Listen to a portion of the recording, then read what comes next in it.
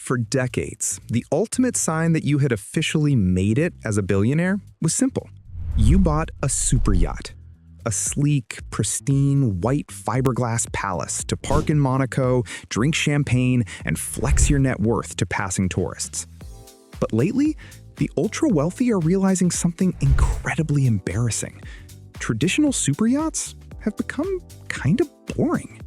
When every tech mogul, hedge fund manager, and fast fashion heir is floating around in the exact same pristine white Fed ship or Lursen hull, how do you truly stand out? Simple. You don't buy a yacht.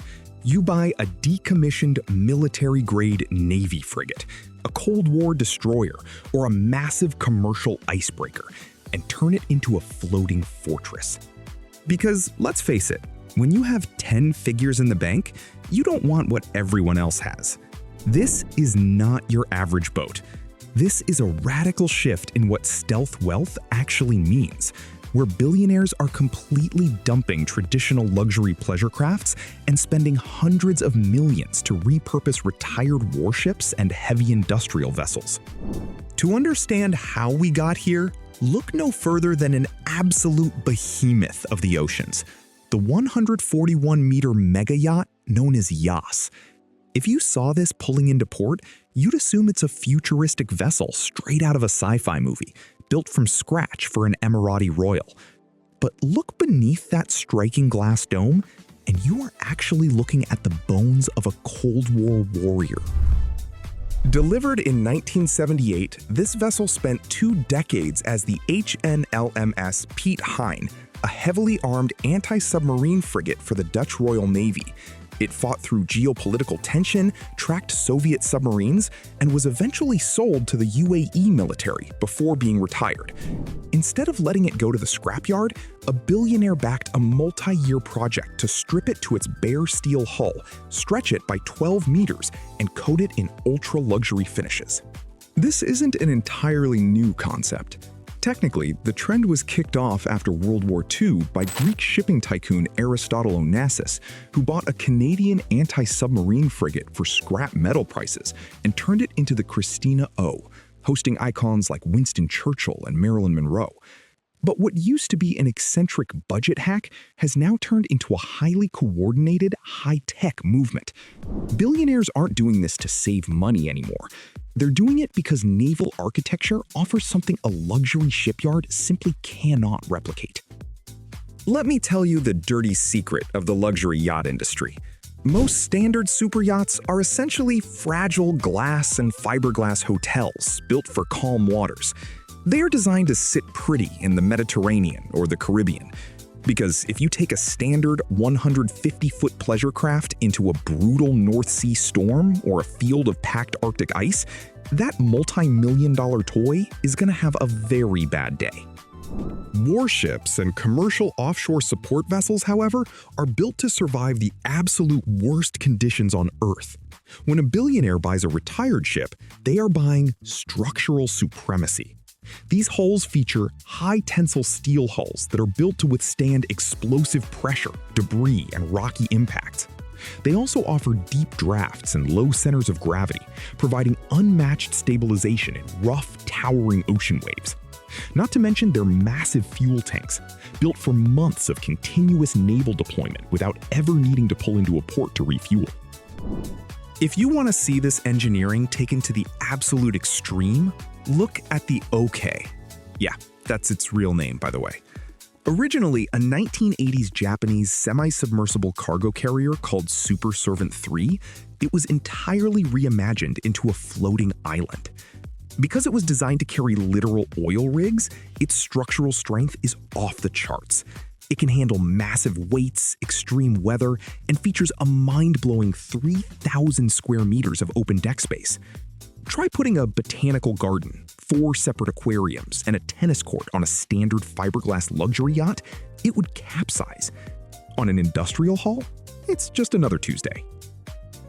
And that brings us to the real reason these hulls are so attractive. On a standard super yacht, almost all your deck space is wasted on sun pads, infinity pools, and outdoor bars. That's fine if you just want a tan, but if you actually want to do anything cool, you'll run into massive engineering problems.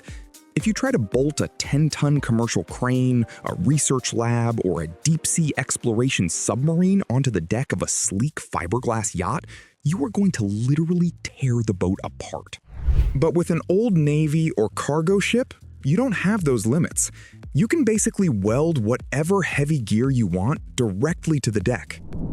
Take the valve billionaire, Gabe Newell, for example. He didn't want a fancy place to sit in the sun. He wanted to explore the deepest parts of the ocean.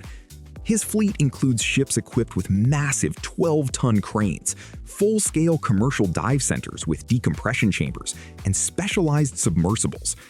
To safely carry and launch equipment that heavy, you need a ship that was originally engineered to haul military gear or industrial cargo. Then you have vessels like the Symphony, an 88-meter monster that started its life as a rugged oil and gas support ship. A mystery billionaire bought it, painted it clean white, and turned it into a floating base camp. It has enough space on the back deck to carry multiple full-size helicopters with enclosed hangars, massive landing crafts, and a fleet of tenders. It is literally twice the size of the support boats owned by Jeff Bezos and Mark Zuckerberg combined. Now, let's address something that often gets overlooked: security. We live in an increasingly unpredictable world. Geopolitical tensions are high, maritime piracy is a very real threat in critical global shipping lanes, and high-profile individuals are more concerned with privacy than ever before. If you are a multi-billionaire sailing through sensitive waters, a standard luxury yacht is a soft target. It has large glass windows, thin composite walls, and very few places to hide if things go sideways. But a decommissioned warship is a whole nother story. Because these things were originally built for actual combat, turning them into floating fortresses is incredibly easy. They don't have to awkwardly glue armor onto the ship. The heavy-duty protection is already baked right into the hull. Many of these conversions are retrofitted with military-grade radar and sonar systems to detect incoming threats or underwater divers miles away. Most importantly, they have integrated Citadels, or safe rooms. These are fully sealed, armored spaces built directly into the ship's core, with independent life support systems, where the owner and guests can survive an ambush for days. Some mega yachts built on these military scales, like Roman Abramovich's Eclipse, even feature rumored missile detection systems and radar jamming tech, alongside laser shields designed to sweep the area and blind the digital cameras of encroaching paparazzi. At the end of the day, these boats offer the ultimate peace of mind. It's the nautical equivalent of driving an S-Class armored Mercedes instead of a flashy Ferrari. So ultimately, the old world of look-at-me luxury is being replaced by a desire for capability, exploration, and security. A superyacht keeps you tethered to luxury marinas and predictable tourist traps, but an industrial hull gives you the keys to the entire planet. It allows you to go anywhere, survive anything, carry whatever equipment you want, and look incredibly intimidating while doing it. So, would you choose the classic superyacht or a custom Navy destroyer? Let me know in the comments. Thanks for watching, and see you next time.